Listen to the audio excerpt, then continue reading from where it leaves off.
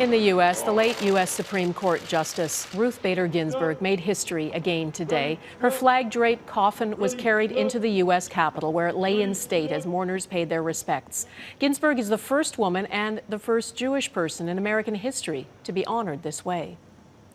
And late today, American media outlets are reporting President Trump intends to nominate Judge Amy Coney Barrett to fill Ruth Bader Ginsburg's seat on the U.S. Supreme Court. The political battle over that seat is one factor driving Americans to the polls. The election isn't until November 3rd, but early voting has already begun in many states, and there are long lines at polling stations. Jackson Proskow went to Virginia and found Americans highly motivated to vote.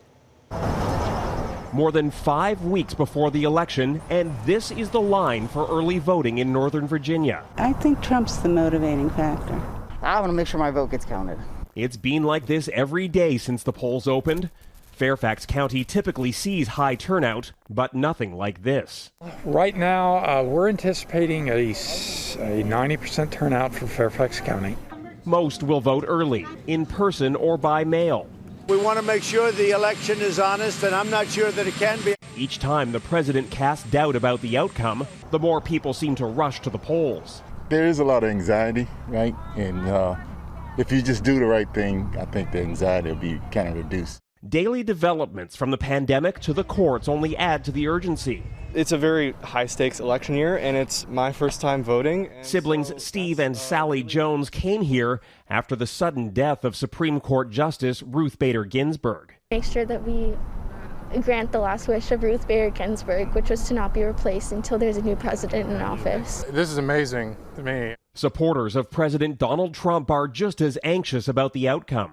He's done great for the country thus far, and I want him to continue to do so. Some form of early voting is now underway in more than 24 states. Nearly half of eligible voters say they plan to vote before November 3rd. I would walk through glass and hot charcoal and bare feet to make this election. I want my country back. The result is that by Election Day, in many counties, a majority may have already cast their ballots, leaving the candidates little room to change minds in the final weeks of the campaign. Jackson Proskow, Global News, Fairfax County, Virginia.